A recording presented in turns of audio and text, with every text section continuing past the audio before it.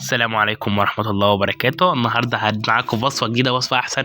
هنعمل فراخ بالخضار مشوية. كده احنا معانا فرخة 4/4 مغسولة طبعا جدا ومتنضفة كويس، وهكتب لكم محلول النعناع في صندوق الوصف حاضر. دي فرخة مقطعة 4 ولازم أشرحها كده عشان التتبيلة تخش جواها. مغسولة جدا. هنعمل بقى ايه في الفرخة دي؟ هنجيب معانا بصلتين كبار حلوين كده، جوليان متقطعين جوليان، تمام، متقطعين جوليان. بصلتين على حسب الكمية. أنا الفرخة دي حاطط عليها بصلتين، وحاطط عليها برضه طماطميتين كبار متقطعين جوليان، تمام. بس أهم حاجة تأكدوا من زفارة الفراخ جدا، لازم تتغسل غسلة كويسة جدا. ومعايا هنا قرن فلفل رومي متقطع، ومعايا توم، ومعايا ليمون شرايح. الليمون ده برضه والتوم عشان بحس لو في اي حاجه في مرحله السوا تضيع لي اي حاجه.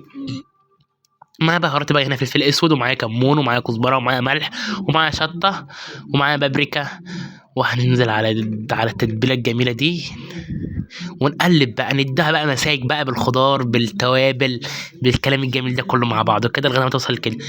وانا بقى ده الخطوه دي انا عملتها من بالليل وغلفتها وحطها في التلاجة. ده تاني يوم الصبح، تمام. معايا الفراخ طبعا طول النهار طول الليل متبله في البصل الخضار وفي التوابل. هطلع بقى الفراخ اللي هو ال4/4 من الخضار، وهكون معايا بطاطس متقطعه شرايح.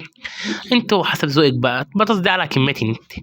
بطاطس متقطعه مغسوله جدا، واحطها على الخضار اللي متبل اللي انا متبله بالملح والفلفل والاسود وهقلب بقى الكلام الجميل ده كله مع بعض، الخضار في البطاطس، تمام. حلو الكلام. هنحط بقى معلقتين صلصه عشان تظبط التست. معلقتين صلصه حلوين كده اهو.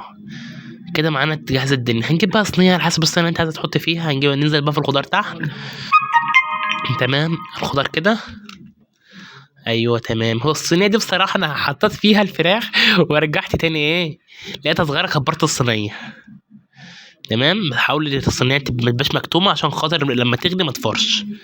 حل هي لقيتها صغيره، انا رجعت تاني كبرت الصينيه وحطيتها في صينيه اكبر. وجبت بقى معلقتين سمنه بلدي كده فوق الوش. يا سلام، معلقتين السمنه البلدي دول هيظبطوا لي الدنيا. وجبت بقى شويه زيت كده،